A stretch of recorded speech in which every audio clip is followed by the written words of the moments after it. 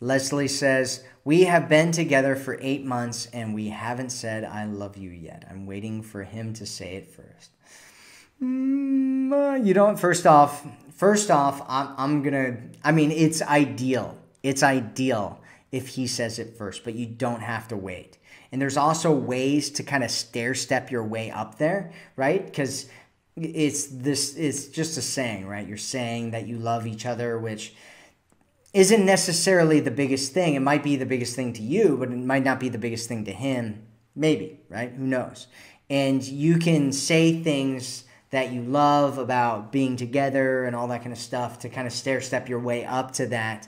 And eventually he'll probably start saying it to you. However, I don't think it's the biggest deal. If he's been a really masculine guy, if he's been pursuing you, if you're in a committed relationship, if you're exclusive, if you're in a committed relationship, if he's telling you other things that are like, hey, you know, you're the only woman for me, I want to be with you, like all that kind of stuff, it's not a big deal if you say I love you first. However, if he's not saying those things, if you haven't talked about exclusivity yet, if you're not in a committed relationship where he's told you that you're the one, you're all he wants, that he's in this and that you're doing this together and all that kind of stuff, doesn't matter any of the other stuff that you're doing. Those are the important things that you're doing.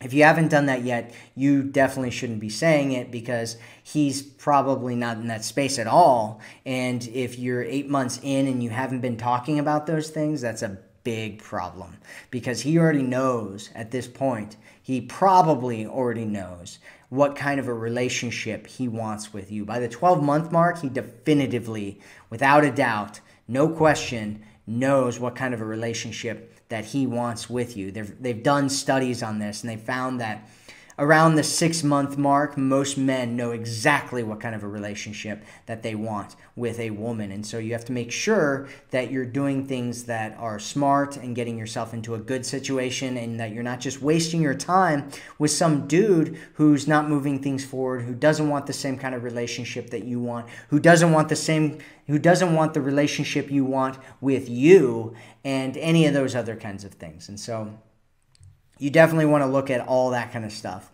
And then the whole I love you thing can kind of come into play. If that's that, if it's not that, then you want to be questioning what's going on, where this is going and all that kind of stuff. Because you are in the space right now, Leslie, where he should be going one way or the other, right? He should either be, you know, moving things forward, or he's in a space where he's like, you know, I don't see you as somebody that's long-term. And so my suggestion is that you start figuring that out. You start having conversations with him now about those things so you don't end up wasting any more time with a guy that's not really into those things. Never assume exclusivity, never assume commitment, never assume any of those things. Doesn't matter if you've met his friends, doesn't matter if you've met his family, doesn't matter if he takes you on dates, doesn't matter if he's romantic to you, doesn't matter any of those things.